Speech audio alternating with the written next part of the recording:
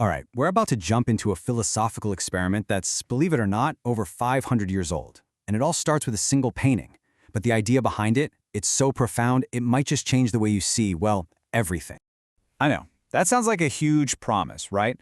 But the setup is super simple. And where it leads, that's a whole other story. And look, this isn't just some dusty art history lesson. Nope, this is an experiment about perception itself. It's designed to challenge the very way you experience reality. So, our story begins way back in the mid-15th century. And it starts with this German philosopher and theologian who came up with a kind of spiritual exercise. The key thing here is that it was meant to be experienced, not just, read about in a book. This guy's name was Nicolaus of Cusa, and he was a seriously brilliant thinker, a cardinal in the Catholic Church actually, who was completely obsessed with the limits of what we can know.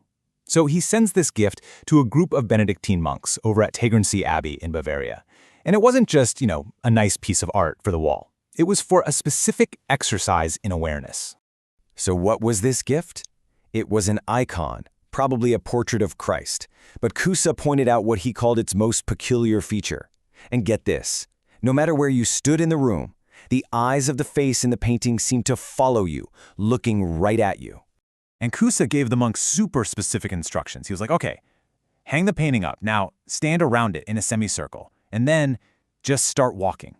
As they moved from one side of the room to the other, every single monk, no matter where they were, had this uncanny feeling that the icon's gaze was locked right onto them and only them.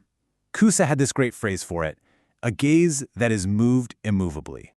Now you're probably thinking, okay, I've seen that before. It's just a clever optical illusion, right? And yeah, on the surface it is. But for Cusa, that was just step one. The real experiment, the mind-bending part, was just about to start. And it's all about a radical shift in perspective. And this is where everything flips. Cusa poses this radical question. He asks us to think, what if the most important thing going on here isn't you looking at the painting? What if the roles are actually reversed? Think about it.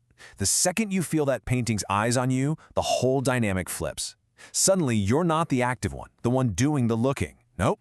You've become the object of this unblinking gaze. In that moment, you are not the seer, you are the seen. And that, right there, is the entire point of the experiment.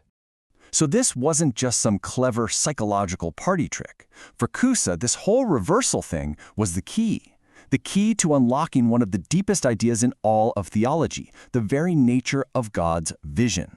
See, the whole exercise is really a meditation on this Latin term visio Dei. And what's so cool about this phrase is that it has a double meaning. It can mean our vision of God, like what we see, but it can also mean God's vision of us. Cusa's whole experiment is designed to show you that these aren't two separate things at all. They're actually two sides of the exact same coin. We tend to walk around thinking we're the main characters, right?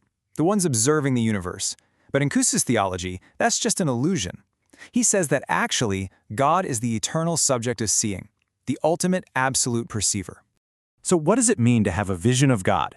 It's not about seeing some old guy with a beard in the clouds. No, for Cusa, the real aha moment, the true visio Dei, is that deep, profound realization that you are, right now, in every single moment, being seen. You are held in the perception of the divine. And then he takes it even one step further. It's not just that we're being watched. Cusa argues that our very existence, our being, our identity, the fact that we are known at all, it all depends on the fact that we are being perceived by God. For Cusa, to be is to be seen by this eternal seer. Okay, I get it. This is all getting pretty abstract, right? Well, Cusa was a great teacher, and he knew this. So he used this really powerful, really human analogy to bring this whole idea right back down to earth. And it's an analogy he used in pretty much all of his big writings. Have you ever been walking down a busy street just totally lost in your own thoughts? People are walking past you, but you're not really seeing them, are you? They're just kind of shapes to avoid bumping into. That super common experience? That's the key to Cusa's next big point. So Cusa breaks it down into two different ways of seeing. First, there's inattentive seeing. This is when your eyes physically see a person, but your mind is somewhere else. You basically just turn them into an object. But then there's attentive seeing. This is when your mind wakes up. You don't just see a shape anymore. You recognize a unique person. And Cusa has this great word for it. He says you enfold them into your awareness.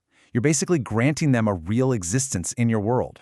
And that is the connection right there. That moment when you truly attentively recognize someone, Cusa says that's a tiny little human reflection of how God sees the entire world.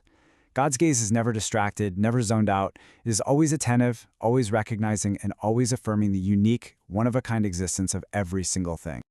All right, so this brings us to the final massive takeaway from Cusa's experiment. Because if God's attentive gaze is what holds everything in existence, what does that mean?